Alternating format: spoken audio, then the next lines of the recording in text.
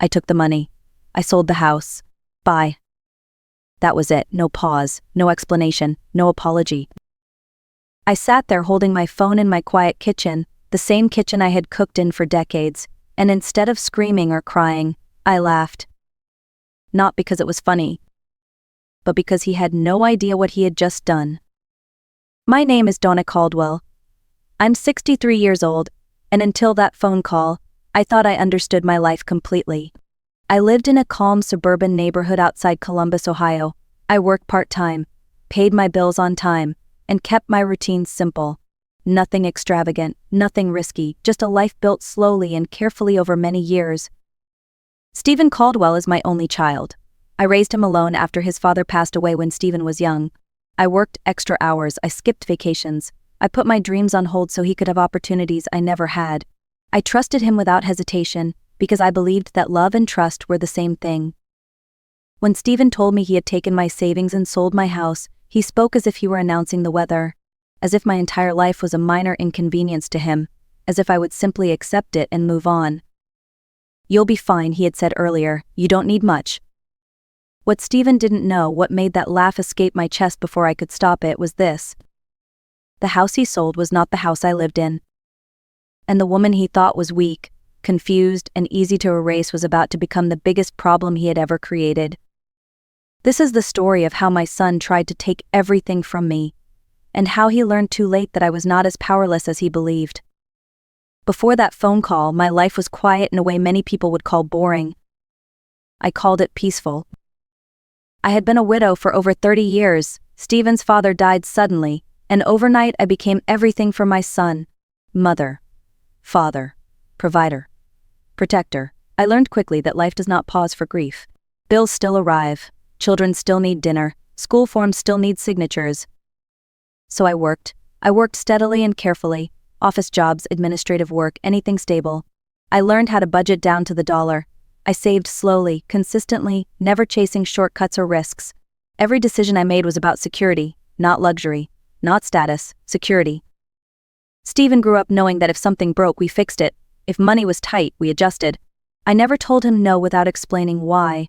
I believed that honesty and sacrifice would teach him gratitude. I was wrong. By the time I turned 60, my life had settled into a rhythm, a modest home, a rental property that helped supplement my income, a small savings account I had built over decades. I worked part-time, read every night, and drank my coffee the same way every morning. And Stephen was doing well, or so I thought. A good job, ambition, plans for the future. I was proud of him in the quiet way mothers are proud when they do not need to brag. I trusted him completely. I never imagined that the person I spent my life protecting would one day see my careful work not as something to respect, but as something to take. Looking back now, I understand something I didn't then. I thought loving my son meant I never needed protection from him. That belief was the foundation of everything that followed. The first warning sign came disguised as concern. Stephen called me one evening and asked about my bank accounts. He said he wanted to help me set up automatic payments so I would not miss anything important. He reminded me that I was getting older and that managing details could become overwhelming. His tone was calm and reasonable, loving. He sounded like a good son trying to be responsible. I hesitated.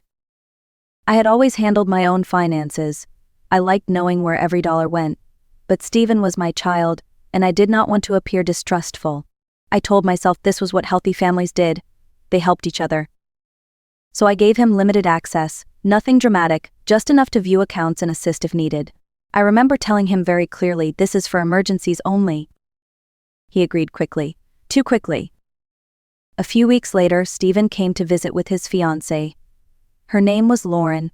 She was young, polished, and confident in a way that made me uneasy. She smiled often, but her eyes were busy. They moved through my home slowly, taking in details I never thought mattered. The furniture, the walls, the neighborhood. At one point she said, "This area must be worth a lot now." I told her I had no plans to sell. Stephen laughed it off and changed the subject, but something about the moment stayed with me. It felt less like curiosity and more like assessment. After that visit, Stephen started asking more questions, casual ones, about how much things cost. about whether I still had a mortgage, about what I planned to do as I got older. Each question made sense on its own. Together they formed a pattern I did not want to see. I told myself I was imagining things, that I was being overly cautious, that love meant trust. But deep down, something had shifted. When someone values your house before your health, when they study your life like a ledger instead of a story, that is not concern. That is calculation. And I ignored it. Every Sunday morning I checked my bank accounts. It was a habit I had kept for years. Coffee on the table, laptop open, 5 quiet minutes to make sure everything was where it should be. I never rushed it. Money represented safety to me, and I treated it with respect. That Sunday, my heart stopped. My savings account balance was almost empty.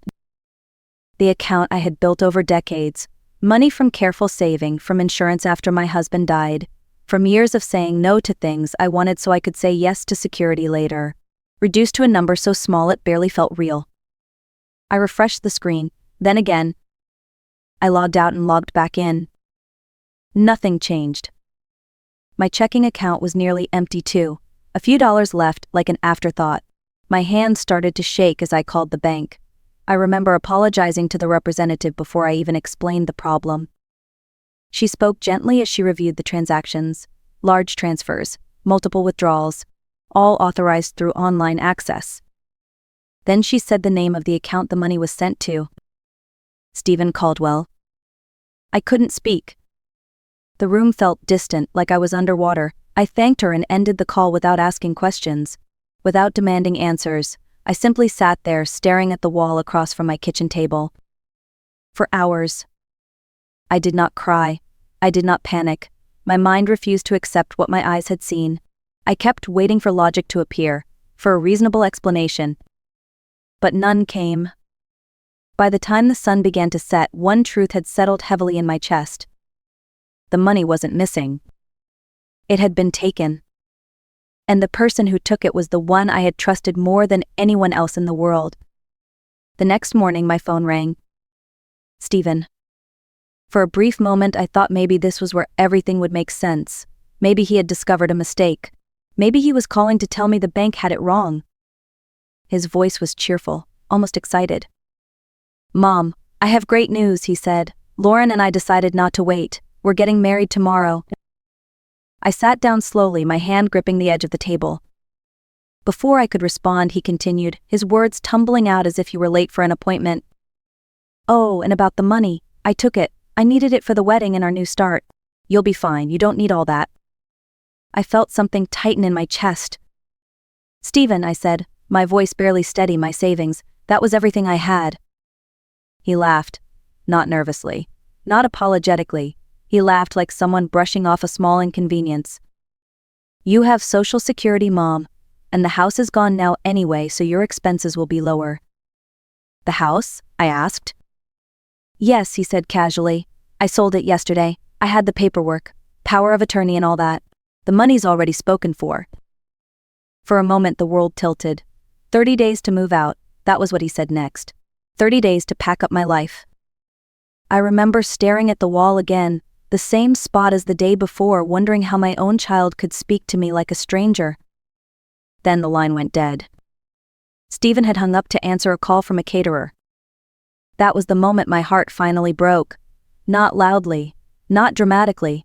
It broke quietly, the way trust does when it realizes it was never valued. And then, slowly, something else took its place. After the call ended, I sat very still. I let the shock wash over me. The betrayal, the disbelief, the quiet horror of realizing my own son believed he could erase my life with a phone call. And then I laughed. It surprised even me. Not a hysterical laugh, not a broken one. It was calm, controlled, almost relieved. Because Stephen was wrong. The house he thought he sold, the one he believed was my only home, was not the house I lived in.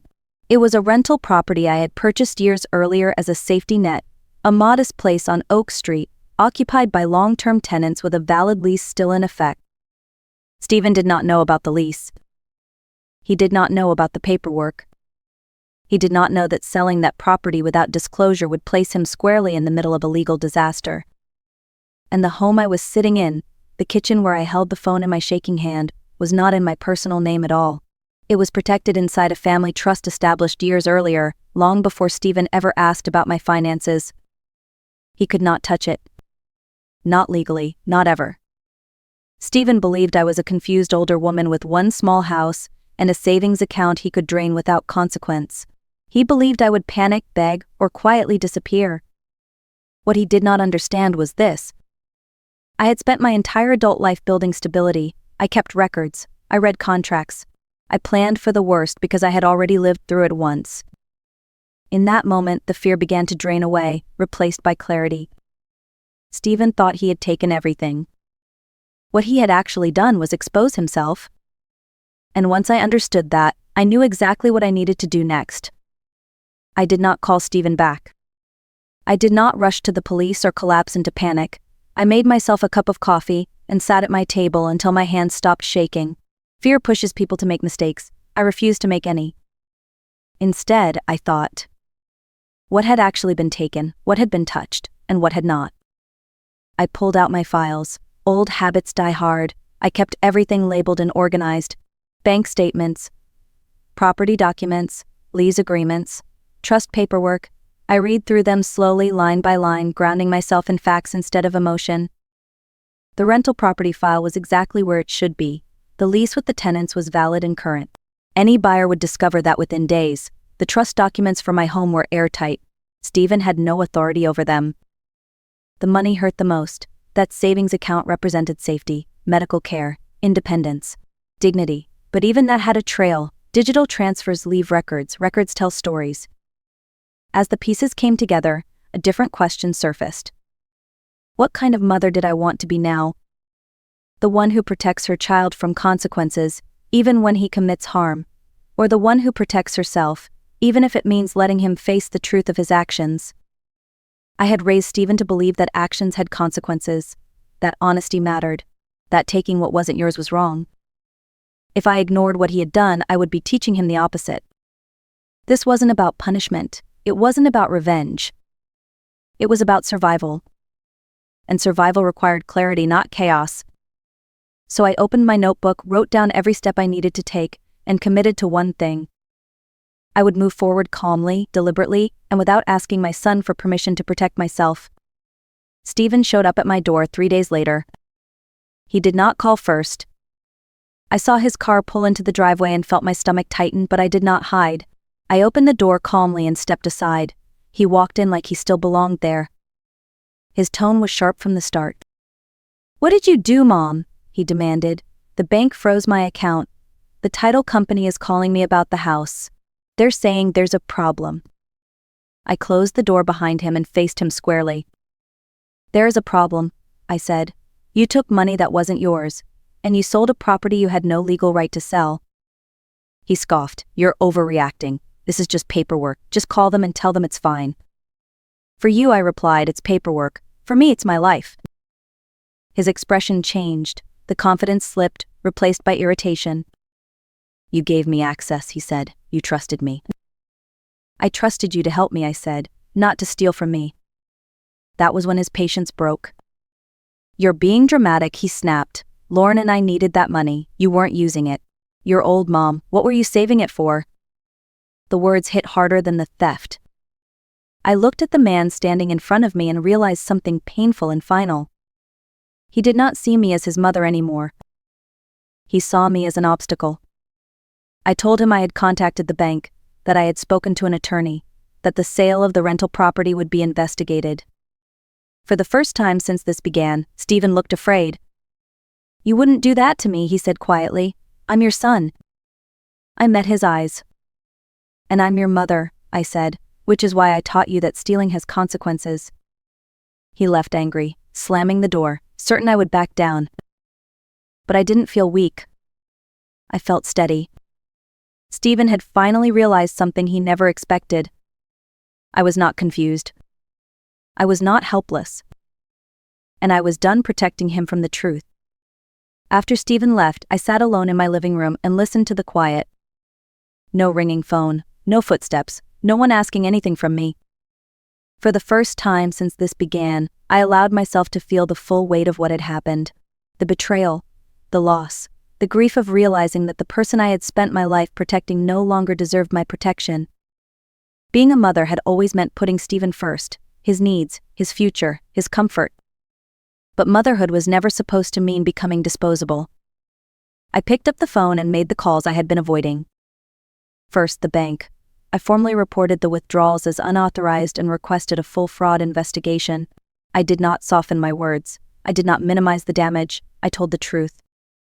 Next, the attorney. I explained everything calmly, from the account access to the forged authority Stephen claimed to have.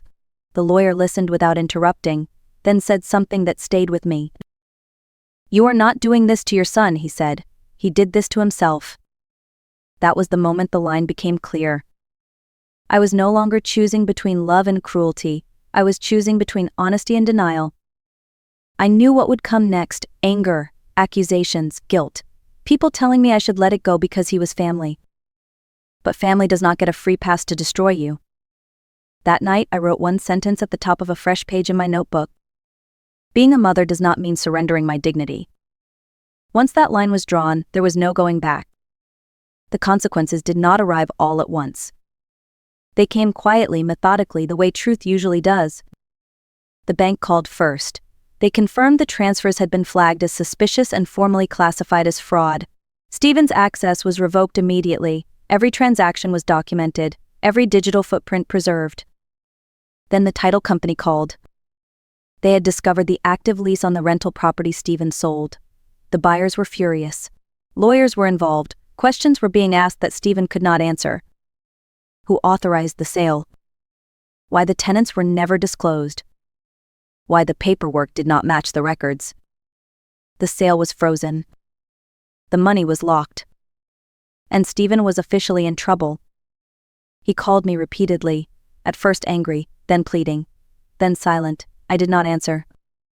A week later, I learned the wedding had been postponed, not canceled publicly, just quietly delayed. The venue wanted payment clarification. Vendors wanted guarantees. Money has a way of disappearing quickly when people start asking where it came from. Stephen's employer placed him on administrative leave pending investigation. His job required trust, financial integrity, background checks, and now his name was attached to fraud reports and legal inquiries. Through all of this, I stayed quiet. I did not celebrate. I did not gloat. I did not tell my neighbors or post anything for sympathy. I went on walks. I slept. I ate regular meals. I kept my routines intact because chaos feeds on reaction. Stephen believed consequences were something that happened to other people. What he was learning now was far more painful. They were happening to him. And they were happening because of choices he made, not because of anything I did. People assume that when consequences arrive, the person who is wronged feels relief. That is not what it felt like. I did not feel victorious. I did not feel satisfied. What I felt was grief. A quiet, heavy grief for the son I thought I had, and the future I believed we would share. I lost trust in the most personal way possible, not in strangers, not in systems, in my own child. That loss does not heal quickly, and it does not heal cleanly. I also lost the illusion that love alone is enough to keep people honest. But I gained something I had not realized I was missing. I gained clarity. I gained the understanding that protecting myself did not make me cruel. It made me responsible. I learned that dignity is not something others give you. It is something you defend. I gained my voice back. For years I had been careful not to inconvenience anyone, not to appear demanding, not to take up too much space. Standing up for myself felt uncomfortable at first, like wearing shoes that didn't fit. But with each decision I made, that discomfort faded. What remained was steadiness. I still loved my son. That love did not disappear. But love no longer meant sacrifice without limits. It meant truth. And sometimes the most loving thing you can do for someone is stop protecting them from the consequences of their own choices. What happened to me is not rare. It just stays quiet. Financial abuse often wears the mask of love. It sounds like concern. It looks like help. It arrives wrapped in familiar voices and family trust. Too many women my age are taught that speaking up is betrayal, that setting boundaries is selfish, that protecting yourself means you have failed as a mother, a wife, or a family member. That belief is dangerous. I learned that age does not make you weak, trust does, and trust without boundaries becomes an open door for harm. Stephen did not wake up one morning and decide to steal from me. He learned over time that my love came without limits, that I would always absorb the cost, that my silence meant consent. I helped create that pattern by believing sacrifice was proof of love. It is not. Love without accountability becomes entitlement, and entitlement eventually turns into abuse. If you are listening to this and something feels familiar, pay attention to that feeling. Ask questions, read documents, protect your finances. Do not apologize for wanting clarity. Being kind does not mean being careless with your own future. I wish I had learned this lesson earlier. I wish I had asked harder questions and trusted my instincts when they whispered instead of waiting until they screamed. But learning it late does not make it less true. It makes it necessary. I did not lose my son because I spoke up. I lost him the moment he decided that entitlement mattered more than respect, and money mattered more than family. What happened after was not revenge. It was truth catching up to a choice that had already been made. Stephen did not fall. He stepped forward, believing there would be no ground beneath his feet, and discovered too late that there were consequences waiting. Today, my life is quieter again. I still wake up in the same home. I drink my coffee slowly. I take walks without fear. I sleep knowing that my future is protected, not because I am lucky, but because I finally chose myself. I carry sadness, yes, but I also carry peace, and peace is heavier than guilt, stronger than shame, and far more valuable than pretending everything is fine. If my story teaches anything, let it be this. Loving someone does not require destroying yourself for them. Family does not mean immunity from accountability, and protecting your dignity is not selfish, it is survival. If this story resonated with you, please like this video so it can reach others who may need to hear it. Tell me in the comments where you are listening from. I read every one. And if you believe that truth, boundaries, and quiet strength still matter, share this story. Sometimes,